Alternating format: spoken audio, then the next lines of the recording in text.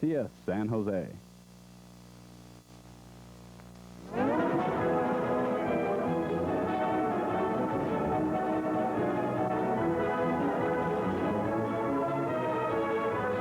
Now, live from Channel 48 Studios, it's the Notre Dame Football Preview Show, sponsored by Chuck E. Cheese's Pizza Time Theater and by Fuller O'Brien Paints. Hi, everyone. I'm Jane Wirtz, and we are here with Notre Dame Football Preview, the first of many shows to come this season. And with me, each and every week, will be Mr. Terry Daly.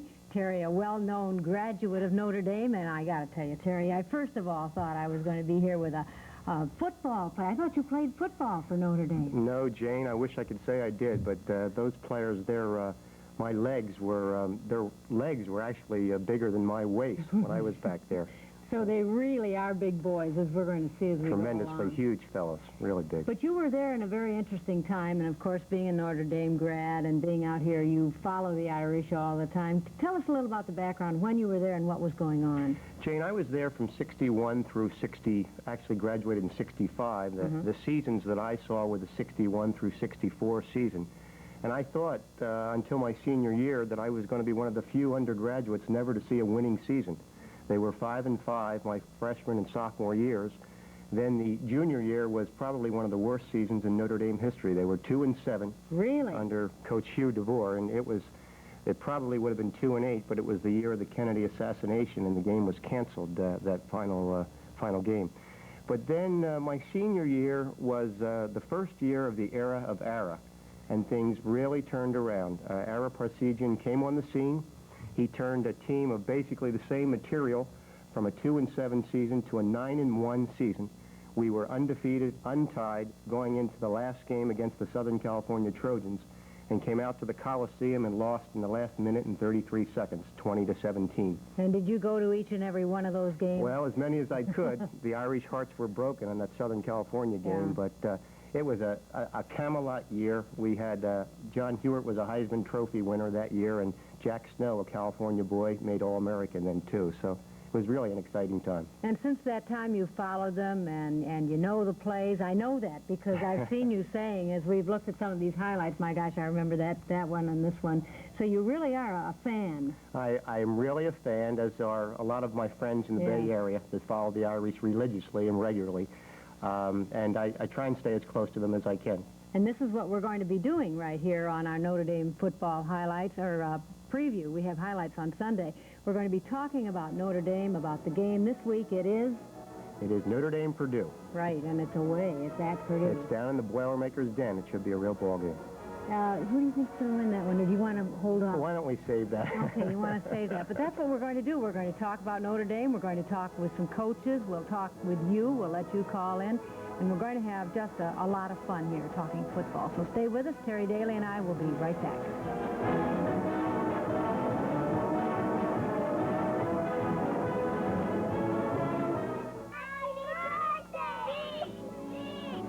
When my mom asked me where to go for my birthday, I said Chuck E. Cheese's. Where everyone could go play games. Or watch a show. A show? Someplace where the food and fun are all there. Hang in there, Howie. You can smile America with Chuck E. Cheese. Sir, some of that Fuller O'Brien foolproof paint that's on sale. What color? Color? Sure, we've got azure blue, woodland mist, brandied rose, Arabian nights, sweet lavender, Wedgwood, rainy river, patch of blue. Fuller O'Brien Foolproof Paint. 685 colors on sale for $9.99. Hardy gray, pink luster, and deep splendor. I think I'll take a gallon of white.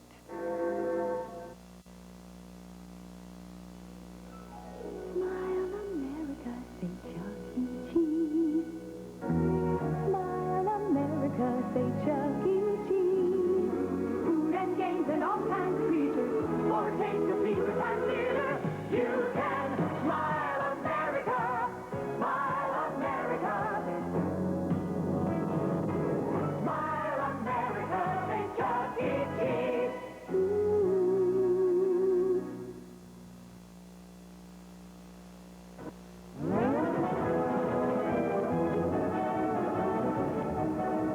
football. This week, Notre Dame Purdue at Purdue. Terry Daly and I will be here each week talking about the different shows.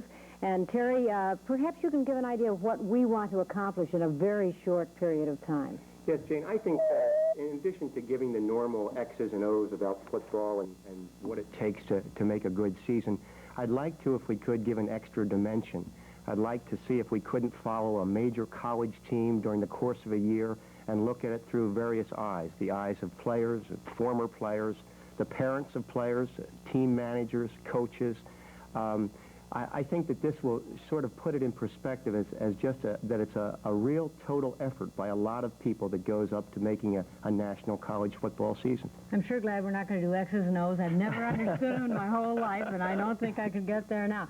But we do have the highlights of last year's Notre Dame-Purdue game, which was a dandy game. So excellent. And I think to start out, that might give us the flavor of what we can have this week, okay? Fine. All right, let's take a look at Notre Dame-Purdue. Jerry Faust plotted the continuation of that intensity against Purdue. And no one followed that script better than Larry Moriarty. The Irish fullback headlined an 80-yard march with this 30-yard game. Then Moriarty blasted the final 2 yards by himself to hand Notre Dame an early advantage that brought plenty of smiles to the Irish sideline.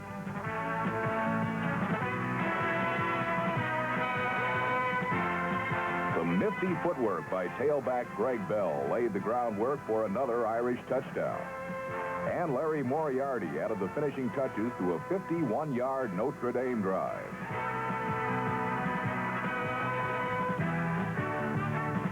After the Boilermakers bounced back with 2 second-period scores, it was Phil Carter's turn to take charge. A 35-yard gain on first down set the stage for a 6-yard sweep by the Irish tri-captain, who put the home team ahead to stay.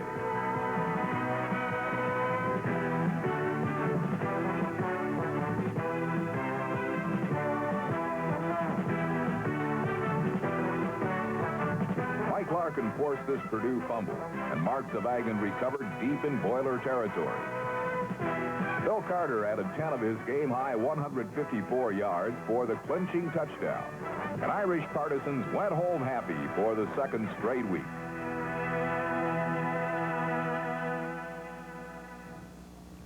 Okay, that was last year. Now we have another game tomorrow, and we'll see the highlights here Sunday afternoon at 4 o'clock of that game, and we'll talk about it next week again, too, a little bit.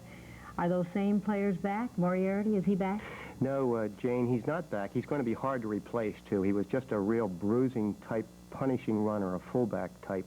We have, I think, a capable replacement in Mark Brooks and Chris Smith. Actually, Chris will be the starting fullback. But Moriarty's absence will be felt. Phil Carter we saw in the tapes, too, and he was just an outstanding slashing type of runner. He will be gone also. Isn't he playing in the pros? He's playing in the pros, so is Moriarty. Blair Keel, the quarterback, upon which I think is the key to the whole season, he will be back. Good. And they have some young runners, probably starting at Carter's spot will be a young fellow, sophomore by the name of Pinkett. And we have, I believe, some clips of him in action later on. You did see a Greg Bell briefly in that previous clip. Mm-hmm. He broke his ankle in the Purdue game last year and missed the entire season. But I understand that he's back, he's fit, and he's raring to go. So the tandem of Pinkett and Bell should be a devastating combination for the Irish. Howard, is he going to be back? Joe Howard will be back. He's a tiny fellow among redwood trees out there, but he's speedy as the devil, and he is a split end. Made some big plays for Notre Dame last year, and he should be heading the receiving corps this year. Let's take a look at Joe Howard and Blair Keel then, and you can tell us what we're seeing. These are highlights of last year, but we can expect the same this year. This is the Miami game, and there we see Blair Keel completing a sensational diving catch to Joe Howard. He made those acrobatic-type catches all year. This is Keel again. He's looking, and he rolls out. This is what makes him such an outstanding threat. He can throw, and he can also run. There are not too many quarterbacks in the country that can combine those two talents. Here he's scoring on an end sweep against Miami. Should be diving into there he goes, diving into the end zone for a touchdown. Looks good, doesn't he? He's the key to the season. Okay, the Miami game was a good game. And then we went on during the season, and of course it was a good season last year. It was a good season. What was the final outcome game-wise for Well, Notre Dame? actually, Notre Dame finished at 6-4-1. Is that a good season to you? No. Oh, okay, then I'm sorry I said it was. And not to most Irish fans. Unfortunately, that's part of the problem with being on the pressure cooker at Notre Dame. Anything less than 7-3 or 8-2 is not good enough. Well, this year, some people are ranking them, some polls, number 1. That's correct. The Sporting News picked them number 1. It's an interesting season because I'm sure they'll get a lot of angry comments from Lincoln, Nebraska after watching the Cornhuskers game just a week or so ago. But they are picked number 1 by Sporting News, number 5 by the Associated Press, number 6 by United Press, number 10 by, I believe, Sports Illustrated. So they're consistently in the top 10. It's just a matter of where they're going to be actually wind up. Well, we'll find out as we go on with the season, but Pinkett and Keel are going to play a very, very big part, and we can take a look at a play right now that shows you just what these two young men can do. That's true. This looks like, yes, it's a Pittsburgh game, and it's a flea flicker play. That's Blair Keel. This play, and the pass goes to Joe Howard. It was a sensational 66-yard touchdown pass that really broke that game wide open against Pittsburgh. That is beautiful. This is Keel again giving to Pinkett, again in the Pittsburgh game. Watch the moves of this kid. He goes by, actually, 2 tacklers right there, sprints all the way for a 76-yard touchdown run. He later ran a punt against, a kickoff against Penn State back 93 yards. He's a dynamite runner and got excellent speed. So we'll see him, and we'll be watching those players, Keel and Pinkett and Howard, and many more that we're going to talk about as we go along. That's true. We are also going to invite your phone calls, and our number is 408-946-5353. We know you're out there, Irish fans, so we'd like you to give us a call, and we're going to hopefully be talking with one of the coaches very shortly. So we'll pause for this in just a moment, and we will come back with more to come on Irish Preview tonight.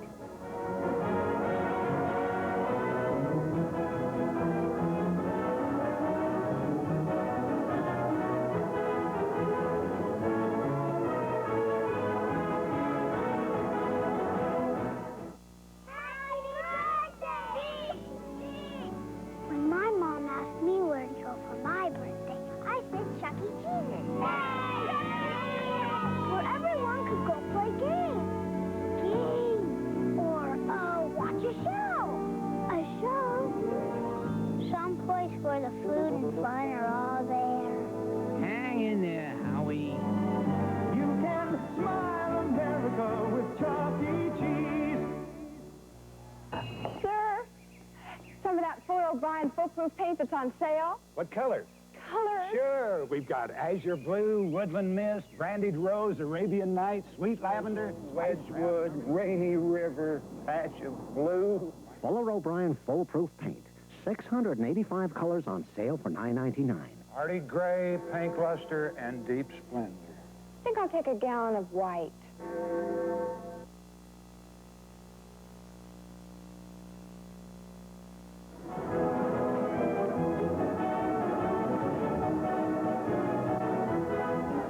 Terry Daly has done some really neat things to get ready for this show. One of them is that he's got a coach from Notre Dame on the line now that we're going to talk to. Who is this coach, Terry? His name is Ron Hudson, Jane, and he is the offensive coordinator and the quarterback coach for the Irish. Okay, let's put him on, and here we go. All right, Terry? Hi, Ron. Hi, Terry. How you doing tonight? I'm fine. How you doing? Well, just staying in an air-conditioned hotel room. It's awful hot back here in Lafayette, and it's very humid, and Oh, boy. so the kids we're all watching a movie and trying to stay cool. Well, I want to thank you at the outset for giving us a call. We really appreciate it. No problem. I was looking at the Notre Dame guide, Ron, and I see that you have quite a few roots in the Bay Area. Yeah, matter of fact, I went to high school there, and over in Miramonte High School over in the East Bay, and born and raised in Lafayette, and went to Cal, and coached at Stanford, and I might say that my roots are in the Bay Area. My family is, my folks and brothers and sisters and relatives and all are still in the Bay Area, and I'm just kind of the black sheep of the group, you might say. Well, we at the South Bend are sure happy to have you back there. I was wondering, Ron, I think it might be interesting as far as our viewers to know, what does a team do before the night of a big game? For instance, what are they doing right now? Well, right now they're watching a movie.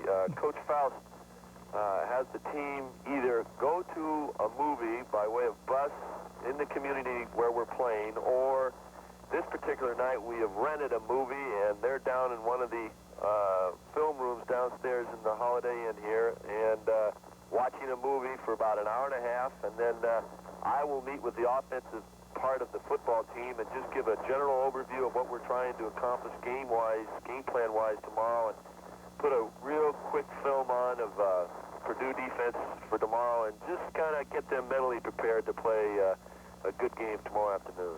Is there anything different that you do before the first game, for instance, to calm jitters as opposed to as the season goes along? Oh, we might break the routine by practice during the week, and you know, maybe one day go out in shorts and shoulder pads rather than full pads if we feel that maybe, you know, let up on them a little, or maybe we feel that we had a great performance the weekend before and we want to just take the edge off a little. Or Friday night we may not go to a movie and let them just relax in the room and watch television. But that doesn't really happen that often. Only when we as coaches or players feel that a change of pace would be good, because it is a long season. We've still got 3 more months to go here. Can you tell us, Ron, what the latest injury report is as far as the Irish are concerned?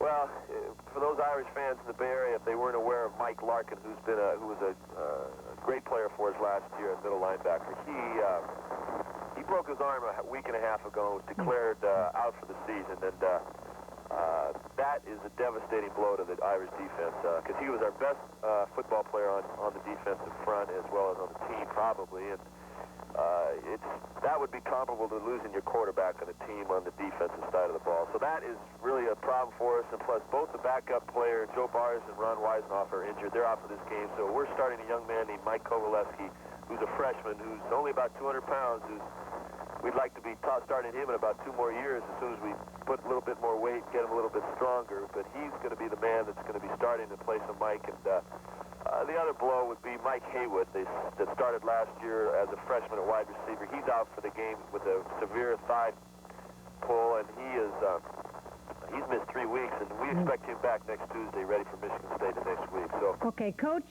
my name is Jane. How are you? Jane, I'm just doing fine. Good. We're delighted that you're calling us. We have other people on the line who'd like to talk to you, so if I'll put you on hold and I'll take the other people, you'll hear their questions, and then we'll have them hang up, and maybe you can come back and answer them, okay? Very good. All right, just a second. We hope this works. Line 2, thanks for calling. You're on the air. Hi. I did not know I was going to get to talk to the coach. I'm really glad that you have the 2 Notre Dame shows, but I was interested, are the games going to be broadcast in the Bay Area? Not completely. I don't think. There will be several of them on in the Bay Area. It depends on when. I know that there are a couple of them that are going to be on nationally. Yeah, I don't know whether she means radio or television. I mean radio. Radio. Oh, radio, I don't know. Yeah. There is a station up in Vallejo that will be carrying them. We are still, as I understand, they're still trying to get a local San Jose or San Francisco station to try and pick them up, but so far there's been no commitments. Okay, because if not, I can get my whole school to listen to them if you get them on. Okay, thanks for calling. Line 3, you're on the air. Yes, this was for Mr. Daly. A group of us Notre Dame fans from Campbell would like to know what he thinks will be the key factors in the Purdue game tomorrow, and I'll take his answer on the air. Maybe we should ask the coach. I think we'll ask the coach that one. Coach, again. did you hear that question? No, I really did. I can barely hear you all when you turned me off. Okay, would you ask that one to him, Sure. Terry? Ron, a viewer wanted to know what we felt would be the key factors in the ball game tomorrow. Well, the weather is a real problem. The team that's physically in shape in terms of being able to handle the heat and the humidity later in the 3rd quarter and 4th quarter, I believe, will be the team that will win, because both teams are very equal in talent. I think this has been equalized by the loss of our people, our injury-wise, but if there was one particular key thing, I think with the team that's in best condition, because if one looks over the history of Purdue-Notre Dame games in West Lafayette, the last 2 years, both games, when I say the last 2 years, the last 2 times it's been played in West Lafayette, both games have been decided on the last play of the game, within the last 10 seconds, and unfortunately, Purdue has won both those games. So it's just a situation where hopefully a team that is physically as well as health-wise can maintain the stamina and endurance to last all the way through the game, I think will be the winner, because both teams are so equal in talent. Okay, if you'll hang on a minute, we have some more calls, Coach. Line 2, you're on the air. Thanks for calling. Yes, I was just wondering, I'm calling from Concord, but I was wondering, Blair Keel threw for 3 touchdowns last year and 1,273 yards. And I always seem to read about his backups like Scott Groom and his new freshman, Steve Berlin, and Joe Flitsky, or whatever his name is. We never get to see those guys. Okay, should we ask the coach that one? Sure. Okay, you can hear this over the air, all right? You'll hear the answer. And you can ask this one, Terry. Coach, we're back to you. Terry? Coach, the question was about Blair Keel and the yardage and the completions that he threw last year, and there was an indication that you heard about his backups, Scott Grooms and Buerlein and Filitsky, and said that you never really get to see those guys. Will the backups to Blair Keel see much action, do you think, in the ball game tomorrow? Could. Again, this depends on the weather. If it's a very hot and humid day, which we anticipate, we'd like very much to have the opportunity to put our entire second unit in the game to give the first a blow, so we can maintain that level of intensity that's needed to win the game at the end of the time. And the big thing, the backup is, it's not so much a problem at quarterback as much as the line in the running backs, but the backup quarterback will be Scott Grooms, and we feel very confident in him, and his learning process over the last year and a half since coming back to Notre Dame has been very consistent, and he's a very fundamental quarterback and makes very few mistakes, and we feel a lot better about our quarterback situation if something should happen to Blair. Coach, could I ask you one more question that I didn't get a chance to the last time? I know that you have been the quarterback coach and probably have worked very, very closely with Blair over the last 2 years. I read something where Coach Faust said that as of spring practice last year, he really seemed to be a changed young man as far as his confidence was concerned. Could you perhaps tell us the difference between what you see as the Blair Keel of last year and this year? I think the word confidence is exactly what Coach Faust, myself, and everybody in the area feels that Blair has obtained. If there was a difference, he does have confidence. But it's like anything else, Terry. When a person is able to have the same quarterback coach or same coach coaching him for 2 consecutive years, one is naturally going to pick up and understand and interpret what that coach is trying to get through to him a lot faster. See, the problem with Blair is his freshman year under Dan Devine, he had a different quarterback coach. Then Coach Faust came his first year, he had another coach. And then I came in a year ago, and I'm a different coach. So put yourself in the shoes of an 18, 19, and a 20-year-old young man with 3 different individuals trying to coach their particular philosophy or trying to convey to him what they think is important to be a quarterback. It can get confusing, believe me. So the fact that I have been with Blair for another year has definitely helped him. Not that I'm anything special, just the fact that it's the same coach I think is very important. And I think now he believes in the system and believes in what we're trying to get through to him. And I believe that he's going to have an excellent year because of this. We have another call. Just hang on a second, please. And this will be our last one that we'll be able to take at this time for the coach, anyway. Line 3, you're on the air. Thanks for calling. Hi, I'd like to ask a couple questions, please. I want to know what Steve Berline's chances are of playing this year, and why hasn't he been getting as much publicity as the rest of the freshmen? Okay, are those your questions? Yes. Okay, well, you'll hear the answers over the air, all right? Coach, we have a question here for you. Terry will tell you. Coach, the Berline part, I didn't hear the second question. Okay. Did you hear the first question? Yeah, I heard the first one. Okay, and the second question was, why has Berline not gotten as much publicity as some of the other freshmen this year?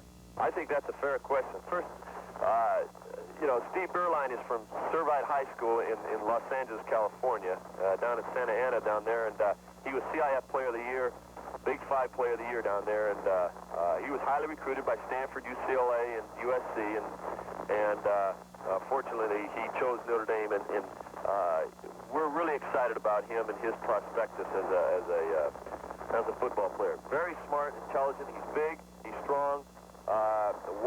The reason why he hasn't got more publicity, quite frankly, I don't know. I think probably more than anything because of the fact that Notre Dame probably is more in the Midwest than it is in the West Coast.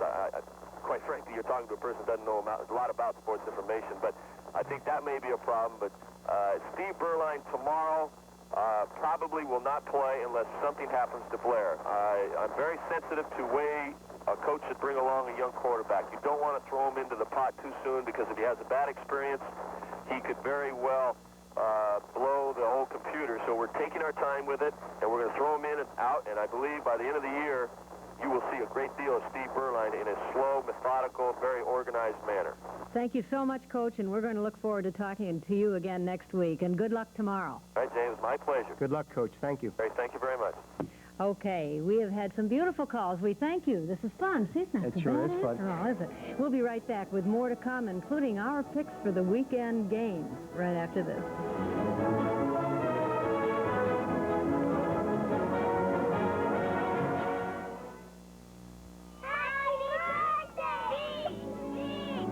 When my mom asked me where to go for my birthday, I said Chuck E. Cheese's.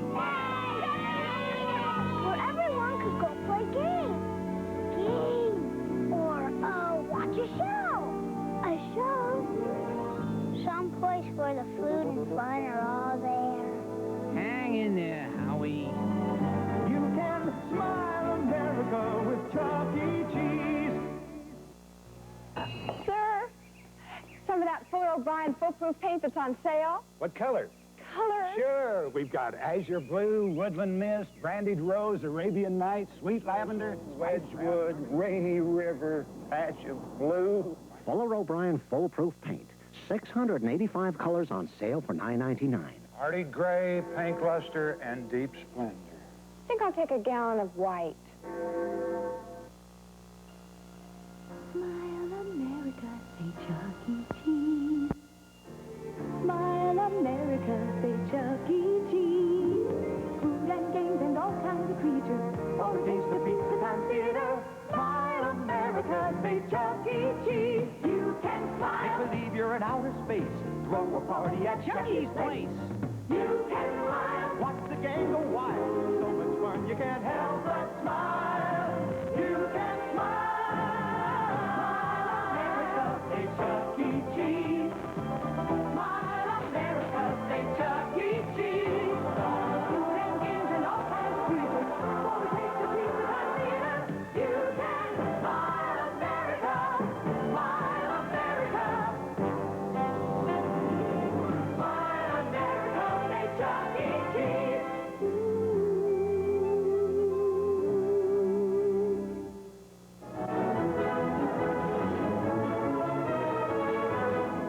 Time flies when you're having fun, they say, and time really has flown tonight. We thank you for your calls. We can't take any more. We invite your calls again next week at 7 o'clock on Notre Dame Football Preview with Terry Daly. We have some picks to make. First of all, Notre Dame Purdue at Purdue tomorrow. We've heard what the coach has to say. How do you call it? I think the Irish have too many weapons, Jane. It's going to be a battle of two quarterbacks, Campbell and Keel, but I think the supporting personnel that the Notre Dame team has are a little bit too much for Purdue. I like Purdue. How can I say that? My first time. I love it. I love what a Freudian You slip. like Purdue. I like Notre Purdue, Dame. but I love Notre Dame, and they're going to win this ball game. By how much? I'd say at least by 14 to 15 points. I'll give them 3. I think Purdue's going to be a little better now. I'll take Notre Dame in 3. How about Stanford, Oklahoma? The Sooners just have too many guns, especially with Marcus Dupre. I like Oklahoma, but I think Stanford always rises to the occasion on these big games, but I like Oklahoma by 6. Well, I'll take that exactly with you by 6. 2 more. San Jose State, Nevada, Las Vegas. I like the Spartans. I think San Jose State by 3. I'll take 6. San Jose by 6, okay? And, you know, I'm not an Irish grad. I happen to be Irish, but not a Notre Dame grad. But I'm a Beloit College grad out of Wisconsin, small school. They're playing North Central out of Illinois. How do you pick it? Well, it's one of the bigger games in the Midwest, and I like North Central by 21. Oh, that's terrible. I'll take Beloit by 6. You have to be a little cautious. Once, you know. You know, More Jane, than once. when I heard that you went to Beloit, I checked the record book, and they played 5 times. The last game was in 1926, and I hate to tell you this, but the score was Notre Dame 77, Beloit nothing. We want a rerun or a rematch, I think we would like that, too. That would be interesting. Terry, this has been great. We'll look forward to seeing you next week. Join us Sunday at 4 o'clock for Notre Dame football highlights of the Purdue game, which is played tomorrow, and we'll see you next Friday night. Bye-bye.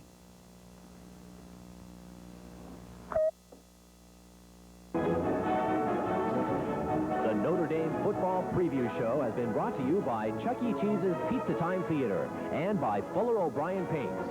Join us next Friday night at 7 for another exciting Notre Dame Football Preview.